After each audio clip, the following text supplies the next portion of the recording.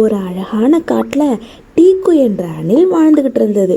அன்னைக்குன்னு பார்த்தோன்னா பெரிய மழை பெஞ்சுக்கிட்டு இருக்கு. சுற்றி உள்ள எல்லா இலையும் மரத்துலேருந்து விழுந்துக்கிட்டே இருக்கு. டீக்குக்கு ஒரே பயம், எங்கே நம்ம மட்டும் தனியாக இருந்துருவோமோ, மழையில் நனைஞ்சிருவோமோன்னு. மரத்தில் ஒரே ஒரு இலை மட்டும் ஒட்டிக்கிட்டு இருக்கிறது டீக்கு பார்க்குது. ரொம்பவே சோகமாக இருக்குது. ஐயோ, இந்த இலையும் வந்துட்டு நம்ம தனியால் ஆகிடுவோமே, நம்ம கூட யார் இருப்பா அப்படின்னு ரொம்பவே கவலைப்பட்டுக்கிட்டு இருக்கு. டீக்கு அந்த இலையை பார்த்து ரொம்பவே சோகமா, நீயாவது என்னை விட்டு போயிடாத அப்படின்னு சொல்லிக்கிட்டு இருக்கு. ஆனால் அந்த இலையும் நழுவி மரத்துலேருந்து கீழே விழுவுது. டீக்கு நம்ம தனியால் ஆயிட்டமின்னு ரொம்பவே வருத்தப்பட்டுக்கிட்டு இருக்கான். ஆனால் அந்த இலை அவன் தலைமையில் விழுந்திருக்கு. டீக்கு சின்னதாக ஒரு சிரிப்பு சிரிக்கிறான். டீக்கோட கதையிலேருந்து நம்ம புரிஞ்சுக்க வேண்டியது, நமக்கு பிடிச்ச விஷயம் எதுவுமே நம்மளை விட்டு போகிறது கிடையாது.